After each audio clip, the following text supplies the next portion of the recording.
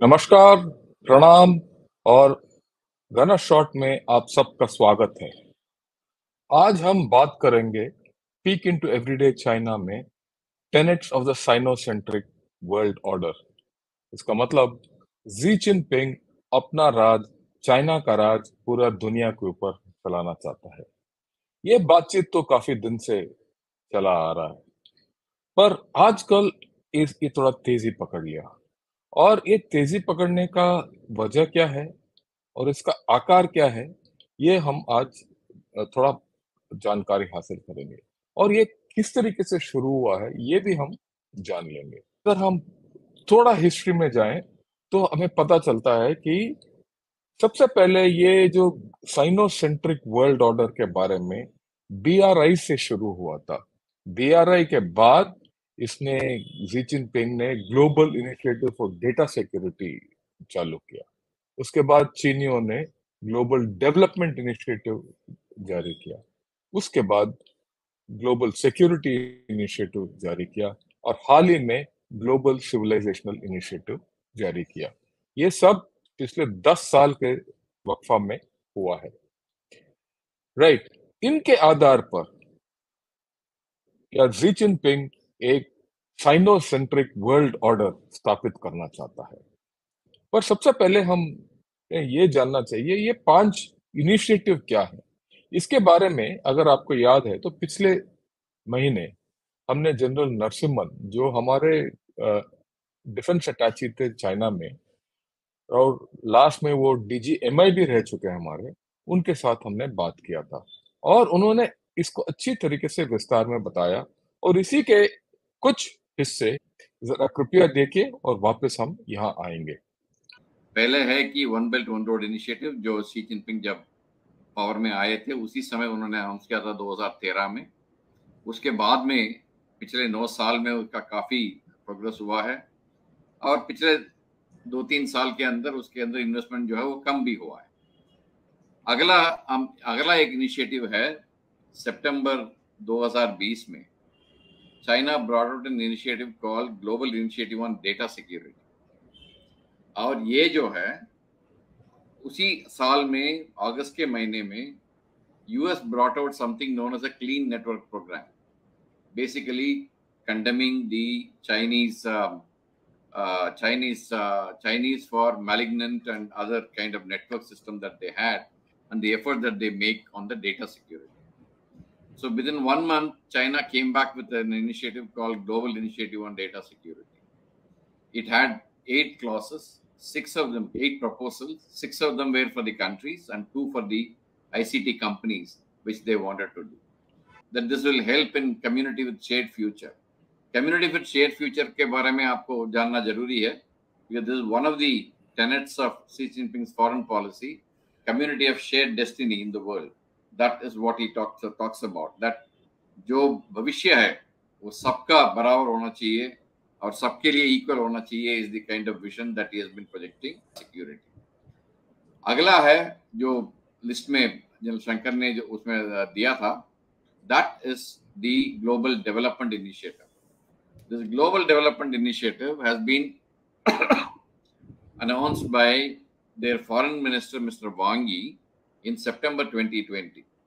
And thereafter explanations came up. In China, we need to understand something. Initiative will come, it will look as if it is, not clear how the goals will be, what will happen, nothing will be clear initially. Slowly and steadily, as they keep talking about this initiative, then they gain the correct kind of, the shape and what needs to be achieved, etc. Global Development Initiative also started like this only, and they announced it, and thereafter they started actually asking the countries to support the GDA. Today, they claim that 100 countries have given their support to the Global Development Initiative, and 68 countries have signed. I mean, some figures say more, but officially, if you go to the website, it says about 68 countries have signed the Memorandum of Understanding for Global Development Initiative. Talk about the community of shared destiny in the world. So basic thing is the community of shared destiny is a thread that runs through One Belt One Road initiative, the Global Initiative on Data Security, the Global Development Initiative, the Global Security Initiative, and the Global Civilization Initiative. So that is the common thread. So now the status is that the GDI is now gaining momentum, and 60 countries have signed on to it as group of friends, and then they've already put out a progress report kind of a thing to say that in many of these things we have achieved what we wanted to achieve. And amongst the threats, now comes to GSI. GSI was announced by Mr. Xi Jinping in POA Forum in April 2022. Now, GSI is something which initially, again, people were very, it was nebulous. It was not very clear what they meant by it, and so there were issues related to that. The thing that people missed out, actually, while observing this is that the preparation for this global security initiative started almost a year ago, when Mr. Wang Yi went to the West Asian countries, that is what we call Middle East. He talked about a peace proposal, 5-point peace and security proposal for the Middle East. Okay, it started there. Thereafter, he goes to Sri Lanka in the month of January and talks about a forum for island nations in the Indian Ocean region. Then he goes to the Pacific Island countries in the month of March 22. And then he talks about a security cooperation agreement with them. And then in month of April, Mr. Xi Jinping announces the Global Security Initiative.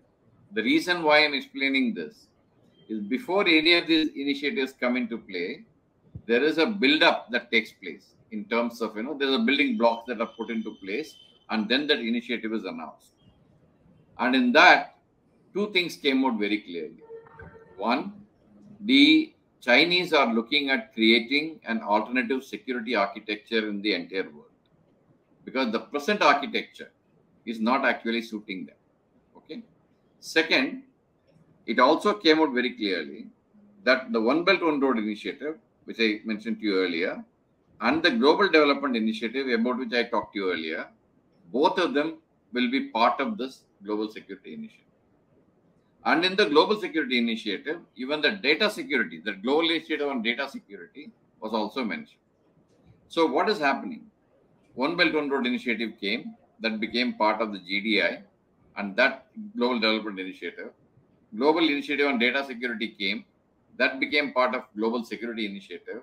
And One Belt One Road initiative, Global Development Initiative, all of them have been subsumed into the Global Security Initiative. Then they started something known as the C+C5. C+C5 is basically China plus Central Asian republics, the 5 countries of the Central Asian republics. They supported the GSI. Then the ASEAN, they said that ASEAN supported the GSI. Similarly, they have been gathering momentum with the Global Security Initiative. Okay, they talk about not hegemonical, not interfering into others' issues, etc., etc. But those are all there. But they want to create this different architecture. When we are thinking that the Global Security Initiative is still not gathering good amount of speed, on 15th of March this year, Mr. Xi Jinping, when he was talking about Communist Party with the World Parties, there was a meeting. In that, he proposed a Global Civilization Initiative. Now, the Global Civilization Initiative is actually the one which they want to achieve over a period of time, with all these initiatives feeding into it and going through this community of shared destiny in the world is something that they are wanting to achieve. So this is a thread that runs and comes to the Global Civilization Initiative. Here also talk about not being hegemonical. They talk about the shared kind of destiny, shared kind of culture, etc., non-interference in others' internal affairs, etc. ये पूरा जो है इसके अंदर उन्होंने दिया हुआ. The Global Civilization Initiative is still in the works. The details of it, or how are they going to achieve it, is still not in the clear. They are just about 2 months old. But as you go along, it will become clear as to what they want to do with this. अभी आपने ये film देखा और हमने अच्छा समझ लिया कि ये 5 इनिशिएटिव क्या हैं और किस तरीके से बने हैं. पर बात यह है कि मूल सिद्धांत यह है कि शी जिनपिंग क्या है, ये सोचता है कि ये जो प्रेजेंट सिस्टम, जो वेस्टफॉलियन सिस्टम बताया जाता है, वो एक बैलेंस ऑफ पावर के बेसिस आधार पर बना हुआ है। और ये बैलेंस ऑफ पावर जो वेस्टर्न सोसाइटी ने बनाया, वो अभी जो नया दुनिया के लिए वो ठीक नहीं है। और ये मानना है कि मानवता को एक नया आकार चाहिए, नया स्ट्रक्चर चाहिए, राइट। और जो वो जमाना जब कुछ वेस्टर्न पावर जैसे यूएसए हुआ, ब्रिटेन हुआ या यूरोप हुआ, वो मिलके वो पूरा दुनिया के लिए वो रूल बना सकते हैं, वो चला गया। और ये बोलते हैं कि अ new world order is now under construction that will Sarpass and सप्लांट the Westphalian system. और ये भी इनका मानना है कि ये जो 1648 में जो ट्रीटी ऑफ वेस्टफालिया हुआ है, जिसके आधार पर आजकल का इंटरनेशनल रूल्स बेस्ड ऑर्डर की बातचीत होती है, ये जो है इसको बदलना चाहिए। और ये सोशलिस्ट होना चाहिए और चाइना के सोशलिज्म के ऊपर आधार होना चाहिए। और इसके ये क्या बोलता है, as we push for the future of the world civilisation on the basis of developing और नेशंस यूनिक सिविलाइजेशन, यानी कि चाइना का सिविलाइजेशन के ऊपर ये नया वर्ल्ड ऑर्डर आधारित होना चाहिए, राइट। और ये जो भी प्रगति होना होगा, वो चाइना के कल्चरल एस्पेक्ट्स, सामाजिक एस्पेक्ट्स और उनके जो हिस्ट्री के मुताबिक बनना चाहिए। और उनका प्रिंसिपल्स जो है वो बिल्कुल बेसलाइन होना चाहिए। ये उनका सोच विचार है। और ये आप भी ये भी बिलीव करता है कि आजकल क्या है कि एक बदलाव आ रहा है वर्ल्ड अफेयर्स में, और चाइना जो है वर्ल्ड अफेयर्स के केंद्र में आ गया है।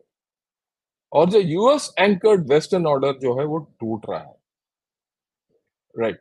और ये भी इसने 1-2 साल से ये बता के आ रहा है कि पिछले एक सेंचुरी में जो वर्ल्ड ऑर्डर बना है वो बिल्कुल तोड़ रहा है। और क्योंकि ये बहुत बदलाव आ रहा है दुनिया में, नेशंस बदल रहे हैं, पुराने नेशंस हैं वो डिक्लाइन हो रहे हैं, नए नए नेशंस जैसे चाइना है वो उभरते आ रहा है, राइट।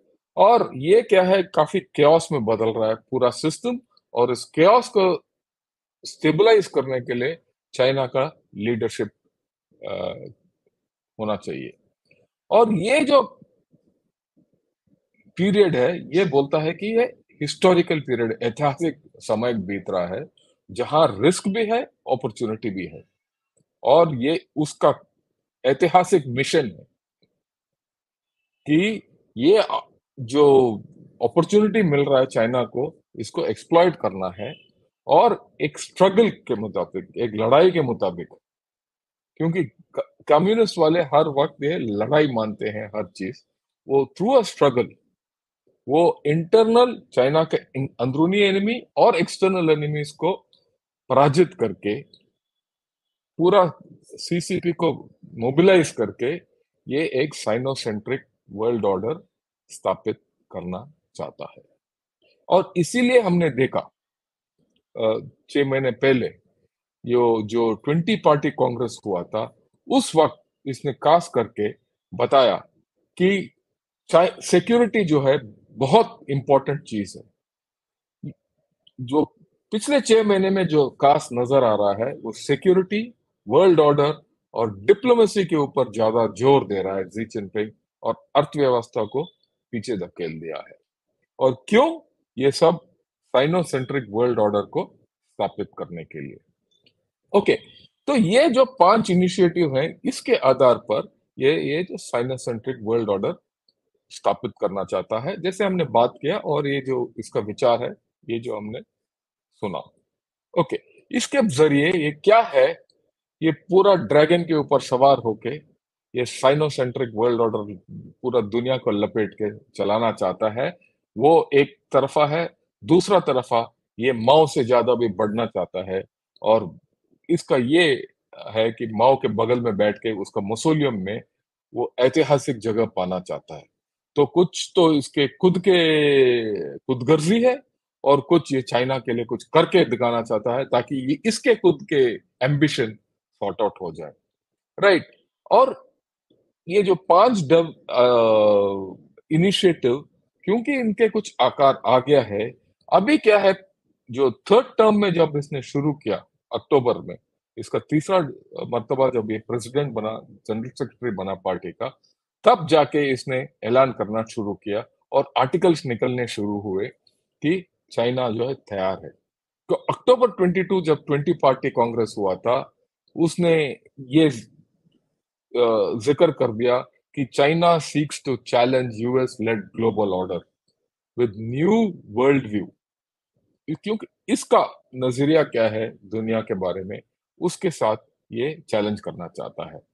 और जब ये मिडिल ईस्ट में गया, सऊदी अरेबिया में दिसंबर में, और उसके बाद इसने बातचीत की, ईरान से भी बातचीत की, और ईरान और सऊदी अरेबिया के बीच में तालमेल आया।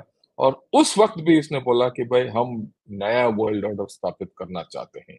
ये आप देखिए, ये क्या बोलता है कि how Xi Saudi Arabia visit shows the rise of a new world order beyond US hegemony. ये इसीलिए ये ऐसे बोल रहे हैं क्योंकि सऊदी अरेबिया माना जाता था कि वो यूएस के दायरे में है। जब ये डील हुआ तो जी जिनपिंग ने सऊदी अरेबिया को यूएसए के दायरे से निकाल के वो अपने दायरे में ले आया, और इसका जिक्र हो रहा है आजकल।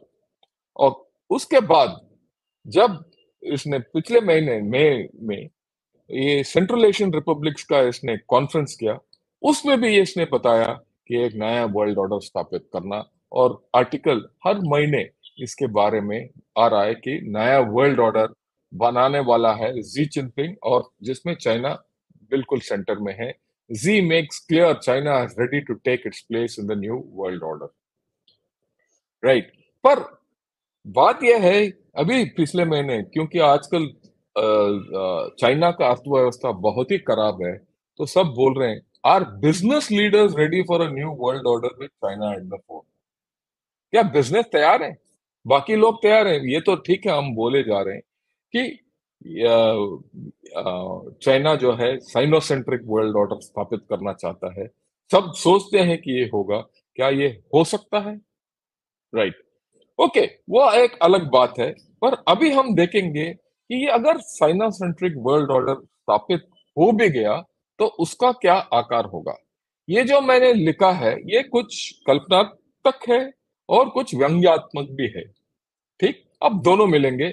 और अगर आप सीरियसली इसको देखोगे तो एक भयंकर दृश्य नजर आता है, right.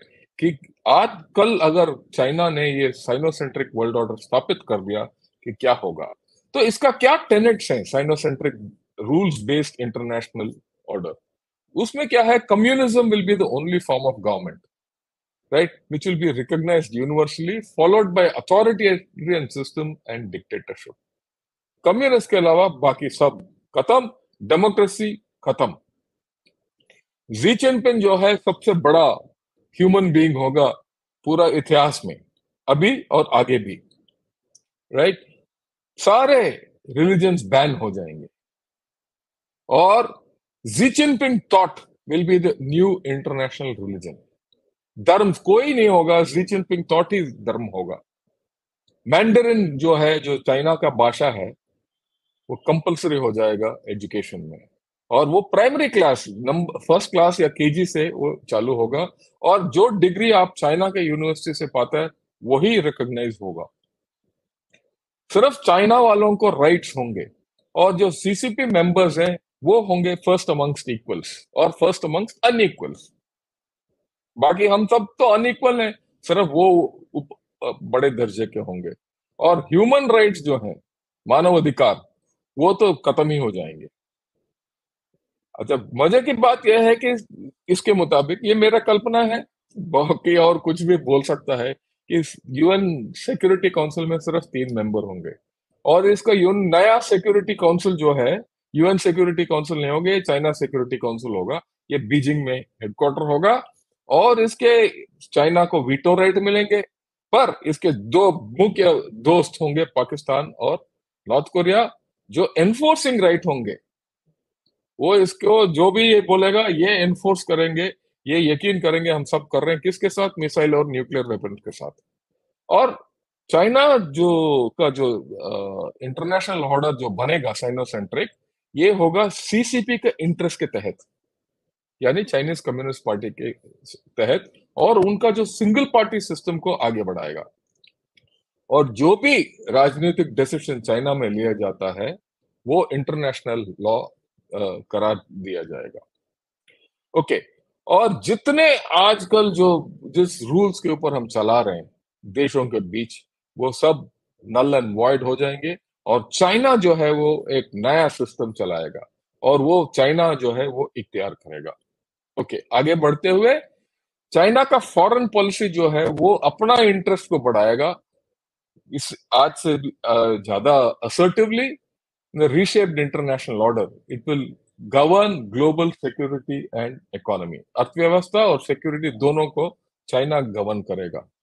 Okay. China will not be dependent on other countries. China दूसरे देशों के ऊपर आधारित नहीं होगा, वो ये बनस्पत उल्टा होगा। और इंटरनेशनल के जो प्रोडक्शन चेन्स हैं वो सब चाइना से केंद्रित होंगे और शुरू होंगे, और सब चीज, हर एक आदमी, सब पहले चाइना को एक्सपोर्ट किया जाएगा, चाइना से वो अपना मुनाफा लेके सबको री एक्सपोर्ट करेंगे। पूरा जो व्यापार है वो चाइना के जरिए ही होगा। चाइना जो आधारित है बाकी देशों के ऊपर, जो एक्सपोर्ट है वो सब खत्म हो जाएगा और सब चाइना के ऊपर आधारित हो जाएंगे। चाइना का जो डेटा लेजिस्लेशन वो इंटरनेशनल सिचुएशंस में बिल्कुल वो निर्णायक होंगे। अगर कोई डील हुआ, नेगोशिएशन हुआ, चाइना ने जो बोलता है उसी के आधार पर चलना चाहिए।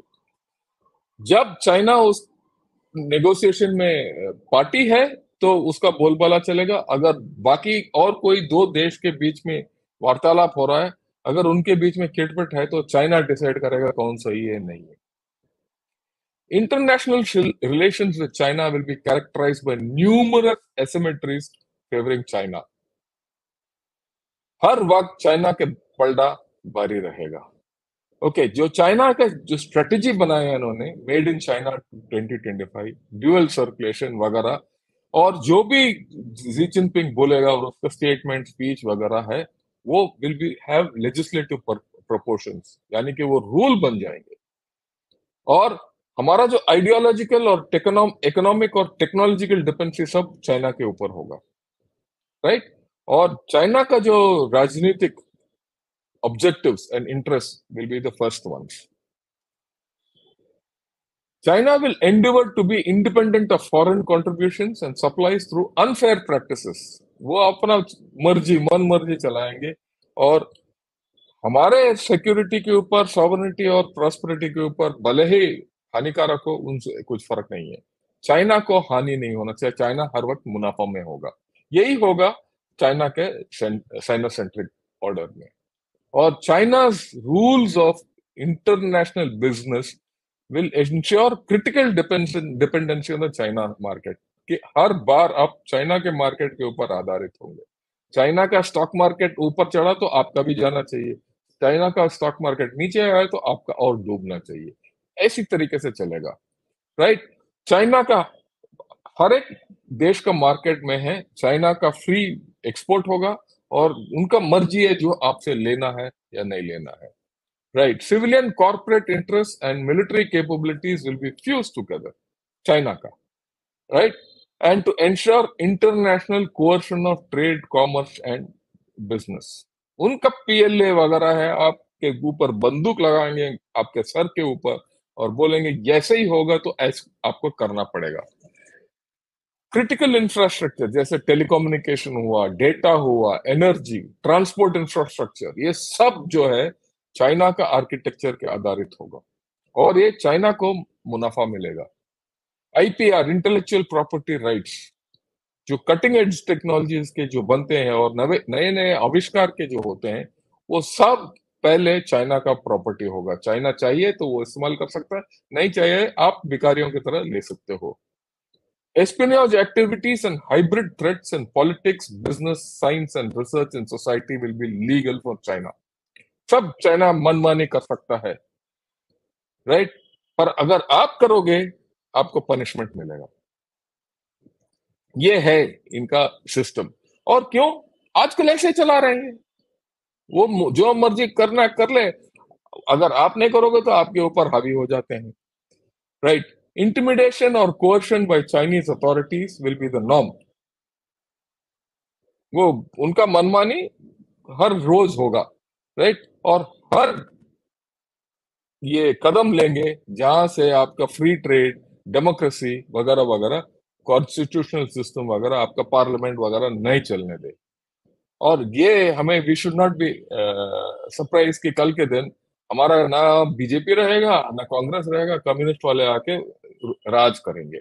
और ये कम्युनिस्ट गवर्नमेंट जो इंडिया में है वो चाइना के अधीन होगा। ये एक नया तरीके का कॉलोनाइजेशन शुरू करना चाहते हैं। और जो कंफ्यूशियस इंस्टीट्यूट्स जो स्थापित कर चुके हैं पूरा दुनिया में, वो अपग्रेड हो जाएंगे यूनिवर्सिटी स्टेटस, राइट? और वहां के जो डिग्री हैं वो सबसे ऊंचे स्तर के डिग्री होंगे। आपके देश में जितने भी डिग्री बनेंगे वो जंक स्टेटस होंगे, वो बेकार डिग्री होंगे, ठीक? वो ये जो है ये आगे जाके इस तरीके से होने का खतरा है अगर ये साइनोसेंट्रिक रूल बेस्ड इंटरनेशनल ऑर्डर स्थापित हो गया तो। और पूरा देश में जैसे आजकल जिंजियांग में और तिब्बत में री एजुकेशन सेंटर हो रहे हैं, जो तिब्बतन और जिंजियांग के लोगों को वो जेल में डालते हैं और उनको पट्टी पढ़ाते हैं कम्युनिस्ट चाइना के बारे में, और उनको अपना खुद का भाषा, उनको खुद का संस्कृति को नष्ट कर रहे हैं। वो हमारे लिए भी लागू होगा कल के दिन। और हमारे अंदर पूरा कल्चरल रेवोल्यूशन, माओ का जमाने का कल्चरल रेवोल्यूशन, वो पट्टी पढ़ाया जाएगा, राइट? और पूरा जो ग्रेट लीप्स हैं, ग्रेट लीप फॉरवर्ड जिस तरीके से माओ ने चलाया था वो होगा। जितने ग्लोबल कॉमन्स हैं, जितने समुद्र हैं, वो सब ग्लोबल कॉमन्स माने जाते हैं, वो सब चाइना का कॉमन्स होंगे, हमारे नहीं। अनक्लॉज जो आजकल चल रहा है वो सिन क्लॉज बन जाएगा। और चाइना जो है फर्स्ट कॉलोनाइजर होगा जो चांद पे चलेगा, और उसके बाद भी अंतरिक्ष का पूरा ओनरशिप चाइना का हो जाएगा। और ये बोलेंगे कल के दिन अगर आपने अंतरिक्ष में जाना है आप चाइना से वीजा लेके जाओ, नहीं तो चाइना का पुलिस वाला उधर आएगा। चाइना का चाइनोसेंट्रिक वर्ल्ड ऑर्डर संक्षिप्त रूप में बताया जाए तो एक ही लाइन में, open door for China as China keeps its doors firmly shut. यानी कि चाइना का दरवाजा आपके लिए बंद हो जाएगा, पर चाइना यकीन करेगा आपके दरवाजा चाइना के लिए बिल्कुल खुला रहेगा, राइट? क्या ये मुमकिन है? मेरी तरफ से मुमकिन नहीं है। क्यों? उनका अर्थव्यवस्था इतना बिगड़ता हुआ जा रहा है कि आजकल ये जो राजा है इसके पास कोई कपड़ा नहीं है।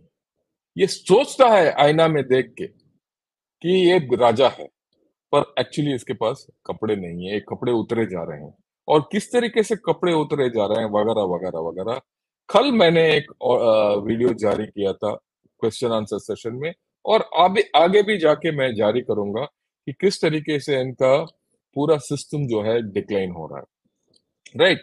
तब तक एक और चीज हमें याद रखना पड़ेगा, अगर साइनोसेंट्रिक वर्ल्ड ऑर्डर आ गया तो एक राजा और उसके 2 गार्ड या पालतू कुत्ते बोलो, नॉर्थ कोरिया और पाकिस्तान। क्या यही साइनोसेंट्रिक वर्ल्ड ऑर्डर है? क्या हमारे लिए मंजूर है ये? अगर ये मंजूर नहीं है तो हम सबको चाइना के बारे में ज्यादा जानकारी हासिल करना पड़ेगा और इसको हराना पड़ेगा, ये सोच विचार को। क्योंकि अगर ये सोच विचार आ गया तो बाकियों को छोड़ो, भारत का तो बिल्कुल ये नष्ट करके छोड़ेंगे। ये मेरा बिल्कुल it is my firm belief. Thank you and Jai Hind.